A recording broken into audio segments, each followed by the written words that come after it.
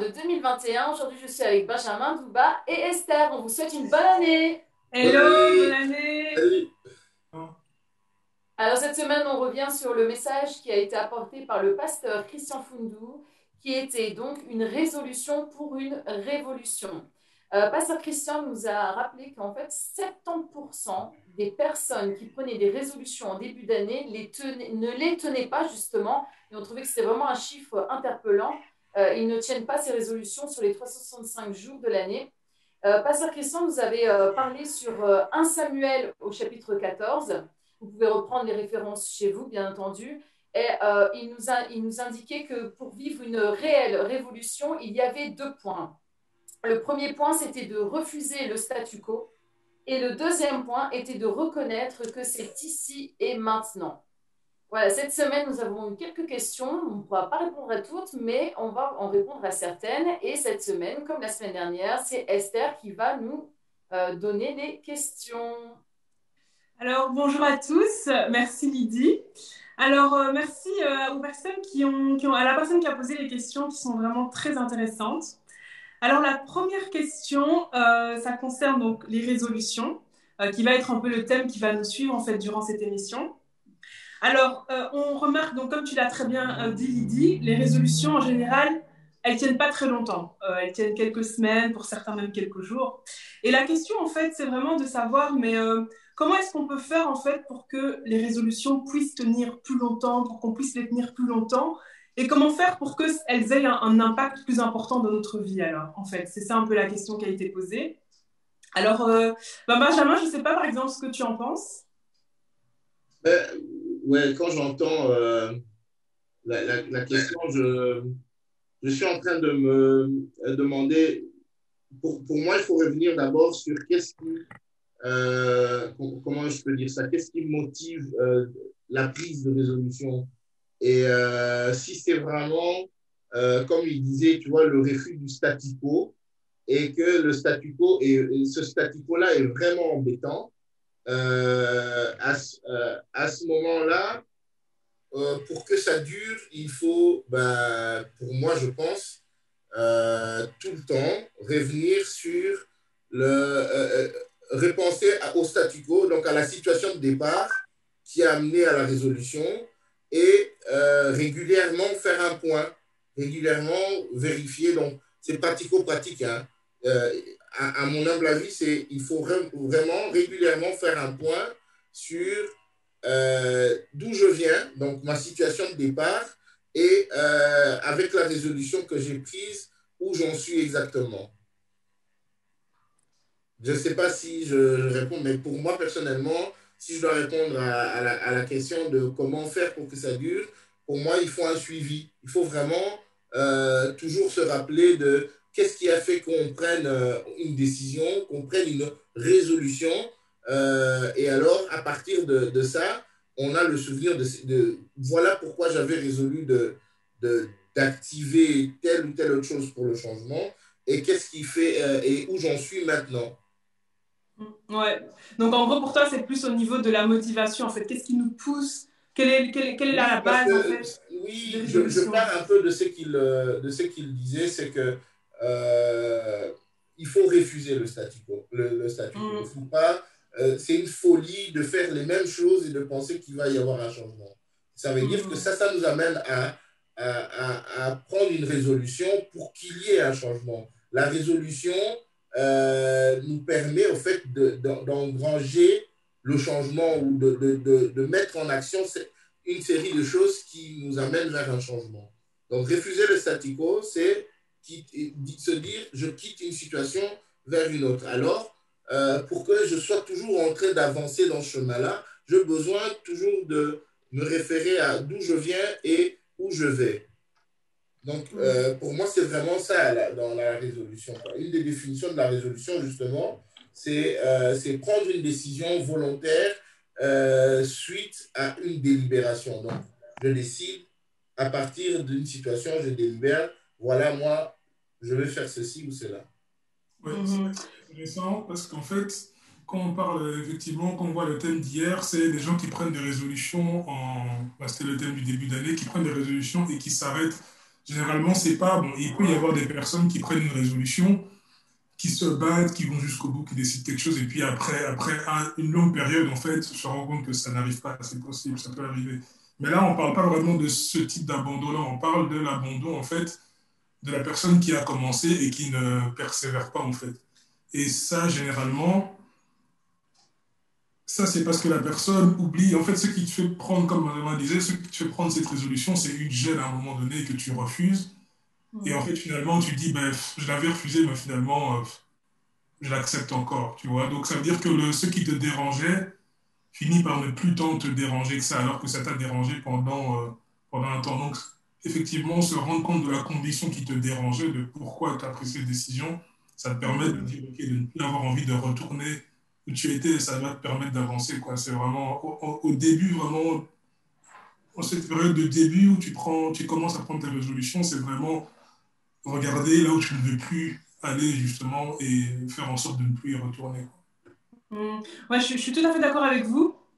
Et moi, je me suis même posé la question de savoir si finalement les résolutions qu'on prend, ne sont pas censées s'inscrire dans quelque chose de plus grand, dans une vision, en fait, finalement. Parce que, par exemple, si on va dans la parole de Dieu, à un moment donné, Jésus dit qu'il ne fait que ce qu'il voit le Père faire. Et donc, finalement, si on est enfant de Dieu, si on comprend que voilà, Dieu a des projets pour nous, a une destinée pour nous, est-ce qu'on n'est pas censé prendre nos décisions par rapport justement au plan de Dieu pour nos vies? Et est-ce qu'on n'est pas justement censé nous ajuster via justement des résolutions en ayant pour objectif d'atteindre justement ce plan, d'atteindre justement cette destinée? Et à cause de ce moteur-là, cette motivation-là qui est justement notre destinée en Christ, que justement ça nous fasse tenir en fait. Parce que ce qui semble en fait ne pas faire tenir les personnes qui prennent des décisions, c'est comme vous l'avez dit, c'est un peu finalement ce manque de vision. C'est un peu comme si ces décisions, ces résolutions qui sont prises sous le coup de l'émotion en fait.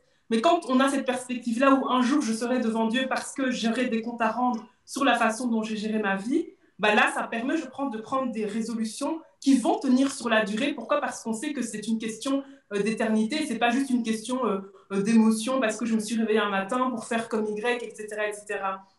Donc je pense que c'est peut-être un peu la perspective où on est dans une société où on a tendance à, voilà, par habitude, on prend des résolutions, etc., etc. Mais je pense qu'en tant qu'enfant de Dieu, on doit s'inscrire dans un cadre beaucoup plus grand où on veut s'ajuster par rapport à ce que Dieu veut qu'on soit. Et c'est aussi ce que le pasteur Christian disait dans sa prédication, qu'on est censé, pour vivre ce que Dieu a prévu, on doit devenir ce qu'il a prévu qu'on soit. Et je pense que c'est en se réajustant par rapport à son plan pour nous que là, on peut prendre des résolutions qui vont justement matcher et qui vont faire que ce moteur-là, en fait, va nous faire tenir, en fait. Ouais, en tout cas, merci beaucoup. Merci beaucoup en tout cas pour vos questions. Et justement, en parlant un petit peu de destinée, une autre question en fait qui nous a été posée, c'est de savoir en fait qu'est-ce qui fait la différence entre des personnes qui vont justement avoir des vies qui vont impacter et des personnes qui vont malheureusement vont laisser peut-être un petit peu moins d'impact. Alors bien entendu, cette notion d'impact, voilà, il n'y a pas à chacun aussi de savoir c'est quoi l'impact. Mais bon, quand on regarde par exemple dans la Bible, on voit qu'il y a des personnes qui ont vraiment laissé une empreinte. Et la question, c'est un peu de savoir finalement, qu'est-ce qui fait que certains impactent, d'autres impactent un peu moins? Et aussi, est-ce que c'est justement lié en fait à ces résolutions-là? Est-ce qu'il y a un peu peut-être une certaine mentalité, un certain mindset que certains ont eu et que d'autres n'ont pas eu? Je ne sais pas si Lydie, tu as une idée par rapport à ça. Pour moi, déjà, la première des choses, la première résolution que les gens ont prise dans la Bible, tous ceux qui ont impacté, c'est ils ont fait déjà la première résolution et celle qu'on devrait tous et toutes prendre, c'est de faire de Dieu notre priorité. À partir du moment où tu fais de Dieu ta priorité, forcément, à côté, tout plein de choses vont découler. Et ça me fait penser, par exemple, à l'histoire de Paul.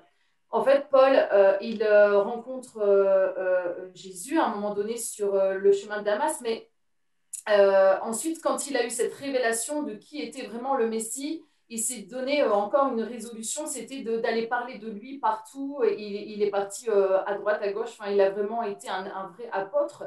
Mais le truc pour l'histoire, c'est que dans les années 52, 53, quelque chose comme ça, il est parti à Corinthe. Et quand il arrivait à Corinthe, en fait, sa première décision, c'était d'aller parler directement dans la synagogue aux Juifs. Et il n'arrêtait pas de parler, il parlait, il parlait. Et au final, il s'est rien passé de spécial. Et ce que j'aime bien avec Paul, c'est qu'il ne s'est pas dit, bah, tiens, puisque ça ne marche pas, j'arrête là ma résolution. Allez, tant pis, c'est comme quand tu sais, tu veux perdre du poids, tu dis, de toute façon, ça ne marche pas. Ça fait déjà le troisième régime que je fais, je laisse tomber, j'abandonne. En fait, Paul, qu'est-ce qu'il a fait, lui? Il s'est dit, ben non, bah, ça ne marche pas. Eh ben, je vais changer ma façon de faire. Et donc, il a commencé à aller parler à des non-juifs. Et là, il a commencé à impacter plein, plein de gens. Et ce que je trouve ça incroyable, en fait, c'est que Paul, le Paul que l'on connaît aujourd'hui, si le jour où il a été à Corinthe, il s'était découragé et qu'il s'était dit, ben, ok, ben, ma façon de faire, ça ne marche pas, je laisse tomber. Non, il a dit, j'ai une résolution, ma résolution est de parler du Messie. Donc, je ferai d'une autre façon, je trouverai des méthodes, je m'en fiche, mais j'arriverai à terme, je prendrai tout ce qu'il faut pour pouvoir le faire. Et aujourd'hui, quand j'y pense, dans le Nouveau Testament, il y a 27 livres, je crois, et il en a quand même écrit la moitié. Il en a écrit 13 ou 14, 13 épîtres. Il a écrit 13 épîtres. Donc, ça fait que la moitié du Nouveau Testament ont été écrits par Paul. Ça veut dire que Paul, à son époque, a impacté des générations incroyables, mais en plus, Paul nous impacte aussi nous-mêmes. Ça veut dire qu'un jour, le gars, il s'est dit, OK, je vais prendre cette résolution de parler du Messie, et il a continué à rester sur cette résolution. Quand ça ne marchait pas, il changeait sa façon de faire. Et moi, je trouve que c'est hyper important qu'on garde en tête les résolutions qu'on a prises. À partir de maintenant, je reste ferme, j'avance, parce qu'une seule et unique personne peut impacter une nation entière. Et peut-être que nous-mêmes, si nous rentrons vraiment dans... Parce que Dieu peut nous inspirer aussi les résolutions. Et pour moi, c'est hyper important de rester focalisé sur les résolutions aussi qu'on a prises avec Dieu, parce que ça peut impacter des générations entières et une personne peut faire la différence même dans un pays complet. Et on peut être comme un Paul. Paul, dans notre génération, qu'est-ce que Dieu attend de nous? On ne sait pas en fait. Mais il faut être comme Paul, lui, il ne s'est pas arrêté, il a continué, il a persévéré. Et puis, il a ouvert, on connaît l'histoire de Paul, quoi. C'est incroyable l'impact qu'il a eu. C'est vrai que c'est un détail qui montre, un peu comme le pasteur Christian disait dans la prédication, qu'il faut faire la différence entre les circonstances et les temps favorables pour Dieu. Donc, Paul pouvait être face à une opposition. Humainement, c'est une opposition parce qu'il a aidé parler à des gens et c'était un échec, on va dire. Mais d'un point de vue spirituel, c'était un temps favorable parce que c'est ça que Dieu a choisi pour justement répandre son message dans les nations. Et donc, c'est aussi cette persévérance, le fait de prendre des résolutions, comprendre que c'est pas parce que ça fonctionne pas que Dieu n'est pas au contrôle. Je pense que ça illustre vraiment bien ce principe. Oui, non, je suis d'accord avec Noba.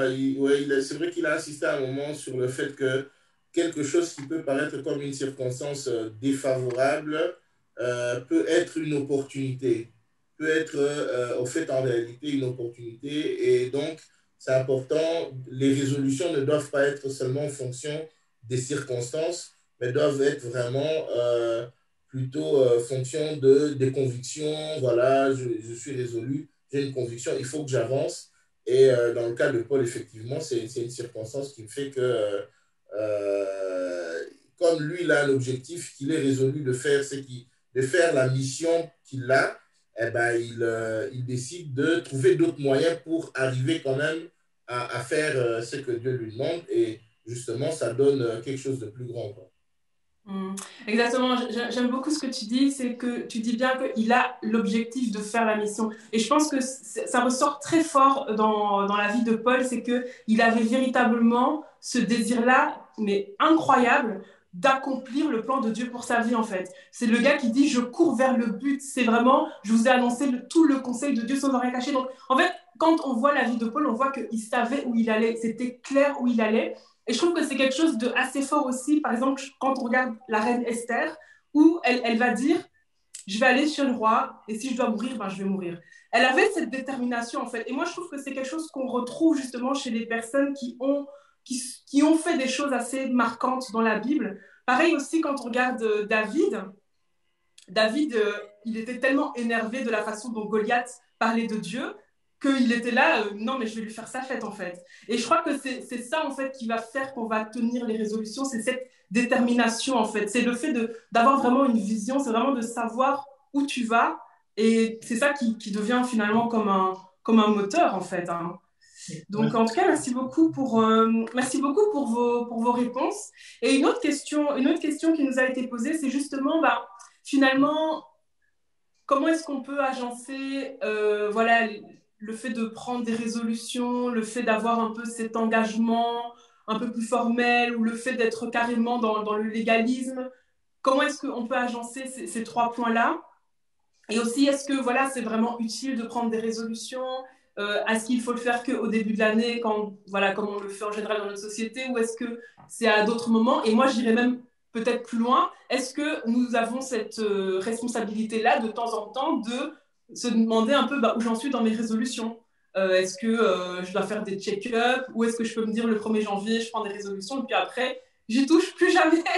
Je ne sais pas un peu ce que vous en pensez. Je ne sais pas si Ndouba, tu veux peut-être répondre à ça. Ouais, c'est vrai que c'était deux questions qui étaient intéressantes, qui faisaient vraiment pour moi l'opposition, pas spécialement dans le mauvais sens, mais l'opposition dans le sens de mettre l'un en face de l'autre, les résolutions et voilà tout ce qui est légalisme, routine. Et c'est vrai que moi, ça m'a un peu évoqué quelque chose, parce que si on reprend un peu déjà les thèmes qu'on a traversés, tout ce qui est fin d'année, tout ce qui est Noël et tout ça, pendant cette période-là, j'ai été quand même amené à réfléchir un peu sur un aspect qui est dans la Bible, qui est l'apparition de la lumière. C'était clairement le thème de Noël, en fait, qui me fait penser à l'apparition de la lumière. Et ce que j'ai remarqué, c'est qu'en fait, on voit que la lumière apparaît, par exemple, à des moments très clés. Donc, au début de l'Ancien Testament, on voit que Dieu fait apparaître la lumière. Et on voit aussi qu'au début du Nouveau Testament, en fait, c'est la lumière, Jésus qui apparaît. La lumière qui apparaît dans les ténèbres. Et ce que j'ai remarqué, c'est qu'à chaque fois, quand cette lumière apparaît, en fait, c'était comme si un compteur démarrait. On voit que quand Dieu crée la lumière, en fait, on voit que la terre était informée vide, l'Esprit de Dieu était là, on ne dit pas combien de temps, mais dès que Dieu crée la lumière, il commence à compter les jours. Il dit, il y a eu un soir et un matin, c'est le premier jour. Et ce qui m'a fait tiquer, c'est qu'en fait, on compte aussi les années à partir du moment où Jésus est né. Donc, aujourd'hui, on dit on est en 2021, après Jésus-Christ.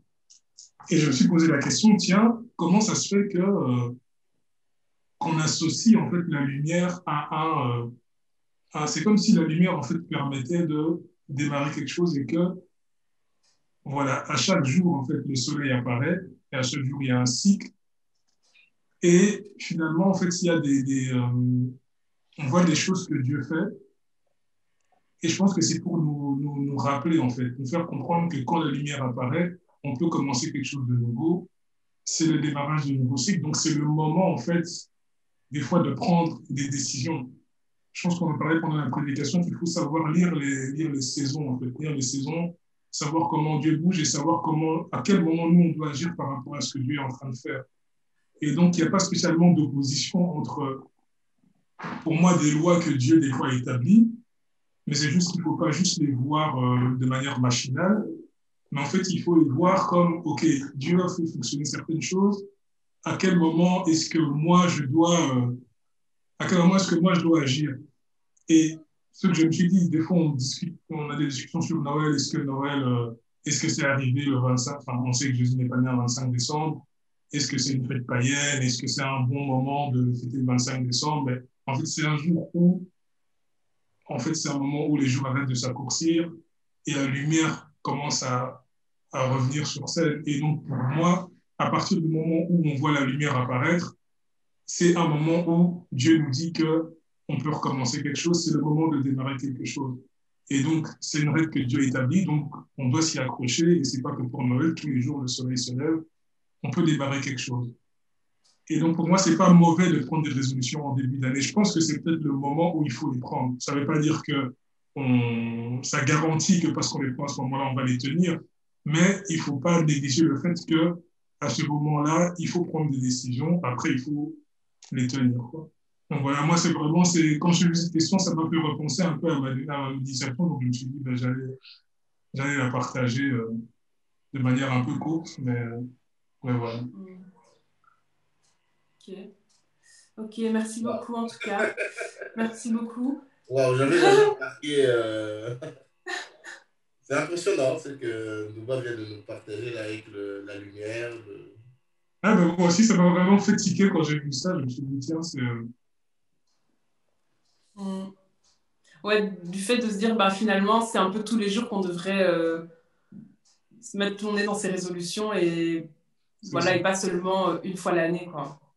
Et moi, en fait, quand tu as parlé de la création des 7 jours et tout ça, moi, en fait, ce à quoi j'ai pensé quand tu as quand tu as parlé de ça, c'est que à chaque fois, le soir, en fait, Dieu disait, et Dieu dit que cela était bon. Donc finalement, Dieu, il fait son travail et tout, mais finalement, il se fait quand même une petite revue de ce qu'il a fait. Il tire quand même une conclusion de finalement ce que j'ai fait, est-ce que c'est bon ou pas. Et du coup, je me suis dit, ben, finalement, ça veut dire que nous aussi, en fait, on est censé, par rapport à nos résolutions, regarder un peu ben, où j'en suis, en fait. Est-ce que je suis en train d'être dans le bon ou pas Ouais. En tout cas, bah, merci beaucoup.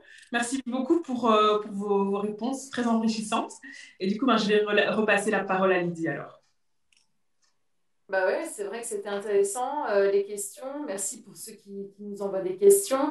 Donc là, bah, on va passer direct à l'idée phare. Donc, est-ce que vous avez eu quelque chose qui vous a interpellé plus qu'autre chose par rapport à ce que Pasteur Christian nous a apporté? Donc, comme personne ne se bouscule, je vais me lancer. Lance-toi! Alors moi, personnellement, en fait, moi, bon, c'est peut-être un peu la phase dans laquelle je suis. Et c'est vrai que j'aime beaucoup les messages qui nous parlent de notre responsabilité, qui nous parlent de ce que nous, on a à faire. C'est vrai que j'ai beaucoup aimé le moment où le pasteur Christian a dit que si on veut vivre ce que Dieu a prévu pour nous, il faut qu'on devienne la personne que Dieu veut qu'on soit. Et moi, je pense que c'est important voilà, de comprendre qu'on a vraiment notre part, en fait. Moi, je crois que voilà, la volonté de Dieu, ben, elle est là, elle est déjà faite, elle est au ciel, elle est claire. Et c'est à nous de l'amener sur la terre et à nous de prendre vraiment nos responsabilités et d'être vrai devant Dieu. Comme il disait, j'ai bien aimé, comme il a dit aussi, que voilà, d'être honnête devant Dieu, d'oser faire des revues. Parce que moi, bon, c'est vrai que moi, personnellement, je me suis fait un petit bilan de mon année. Et c'est vrai que je l'ai fait un petit peu par section. C'est-à-dire que voilà, j'ai pris ben, voilà, la carrière, le domaine spirituel. Voilà, j'ai découpé en 6 ou 7 sections. Et c'est vrai qu'il y a des sections, je les ai faites très rapidement. Genre, j'étais là, genre, oui, c'est là, je l'ai fait vite et tout. Mais il y a des sections où je savais que le bilan, il était vraiment pas bon. Et j'ai vraiment attendu la dernière minute parce que ben, c'est pas gai, en fait, de se retrouver devant Dieu et de savoir que, ben voilà, là, j'ai pas bien fait, là, je suis passée à côté de certaines choses, etc. Mais en fait, finalement, ben, c'est des choses qu'il faut faire parce que c'est ça qui font qu'on grandit, c'est ça qui fait qu'on avance, c'est ça qui fait qu'on ne fait pas du surplace et qu'on ne perd pas du temps inutilement. Et moi, j'ai bien aimé quand il a aussi partagé le fait que ben, il faut être honnête devant Dieu, il faut oser se dire, ben oui, j'ai pas bien fait, mais voilà, ben, Dieu me pardonne, je me pardonne moi-même et puis ben, j'avance en fait. Donc voilà, moi j'ai bien aimé ce côté-là où il a parlé vraiment de notre responsabilité. Et moi, c'est quelque chose qui me parle beaucoup ces temps-ci. Donc voilà, c'est un peu le moment phare pour moi. Voilà. Ok, ben, écoute, moi je vais enchaîner avec le deuxième point. Pour moi, c'était vraiment quelque chose de très parlant, le fait de considérer ici et maintenant, lorsqu'on est conscient, lorsqu'on est touché par quelque chose, c'est maintenant, c'est ici, c'est maintenant qu'il faut prendre une résolution. Il ne faut pas attendre, il ne faut pas se dire, bon, demain je vais réfléchir à ça et puis je vais prendre une résolution. Non. battre le fer pendant qu'il est chaud, quoi. Quand on est saisi par quelque chose, quand quelque chose nous interpelle, quand on a la possibilité, ici au début de l'année, par exemple, on est touché par quelque chose où on fait un bilan et on se rend compte que voilà, dans tel domaine ou tel domaine, j'ai peut-être, je me suis laissé aller ou je prendre la décision là, maintenant, ici et maintenant. Le temps favorable, il y a un passage dans 2 Corinthiens, je crois 6:2, et puis à un moment dans le passage, on dit, donc je lis en même temps, au temps favorable, j'étais exaucé, au jour du salut, j'étais secouru. Voici maintenant le temps favorable, voici maintenant le jour du salut. Et l'autre passage qui dit, aujourd'hui, si tu entends sa voix, n'endurcis pas ton cœur. En fait, c'est vraiment l'idée que, en fait, si on laisse traîner les choses alors on est touché, on est conscient que, voilà, je dois réajuster telle ou telle autre chose pour vraiment devenir la personne que je dois devenir, pour faire ce que je dois faire et pour être vraiment et vivre la vie que Dieu a prévue pour moi, être toujours capable de prendre des décisions au moment même où on est saisi par une pensée comme ça, où on est touché par quelque chose, où on se rend compte qu'on doit faire des ajustements, être vraiment cette personne qui, à ce moment-là, prend la décision et prend la résolution et se met en action, quoi. Donc, c'est vraiment quelque chose d'important pour moi. Je pense que c'est aussi un peu, voilà, ne pas être des gens de la procrastination, donc être capable de, voilà, c'est maintenant, ici et maintenant. J'aime bien c'est clair, quoi, ici et maintenant. C'est pas demain, c'est pas hier, c'est pas après-demain, c'est pas ailleurs, c'est maintenant, c'est ici. C'est vrai que moi, mon idée, si je devais ressortir une idée phare du message, ce serait ça aussi. C'est vraiment comprendre le temps dans lequel tu es et savoir que, OK, maintenant tu dois faire quelque chose. Vraiment, voilà, comprendre le temps, comprendre que Dieu est maître des circonstances et ça, comprendre le temps d'une manière spirituelle, en fait. Ne pas comprendre le temps avec nos yeux, mais comprendre le temps d'une manière spirituelle et savoir ce que ça implique spirituellement et pouvoir agir. Et effectivement, ça veut dire que tu rentres en fait dans le plan de Dieu, donc ton action, c'est comme s'il y a un effet de levier à ton action. C'est pas une action que tu poses humainement, mais comme tu es dans des bonnes conditions, mais c'est comme si tu vas faire une action, il y a un vent qui va dans un bon sens et elle va être justement décuplée. Donc comprendre le temps, qu'on n'ait pas posé des actions à contre-courant par rapport à ce que Dieu est en train de faire. Donc moi, je trouvais que c'était vraiment, ouais, pour moi, c'est ça l'idée phare que je ressortirais. Eh ben, merci à tous. On arrive à la fin de notre émission. Donc, avant de nous quitter, je voudrais te demander, Ndouba, si tu pouvais prier pour les gens qui nous regardent, pour que, ben, comme Esther a dit tout à l'heure, qu'on soit déterminé dans les résolutions, dans ce on a entrepris par rapport à Dieu et qu'on soit vraiment bien à l'endroit où Dieu ben, nous attend, quoi. Donc voilà, si tu pouvais prier pour toutes ces personnes qui nous regardent. Ok. Seigneur Jésus, de tout puissant, je te remercie, Père, parce que tu nous as réunis, tu nous as permis d'échanger, Seigneur, sur ce sujet intéressant des résolutions. J'aimerais prier, Seigneur, que nos échanges, Seigneur, bénissent, Seigneur, les personnes qui vont regarder, écouter cette émission. Je prie, Seigneur, qu'en ce début d'année, que ce soit le moment, Seigneur, où des personnes prennent des résolutions qui durent, que ce soit des personnes, Seigneur, qui changent leur manière de voir les choses, qui voient les choses comme toi tu les vois, qui voient les choses de manière spirituelle, Seigneur Jésus.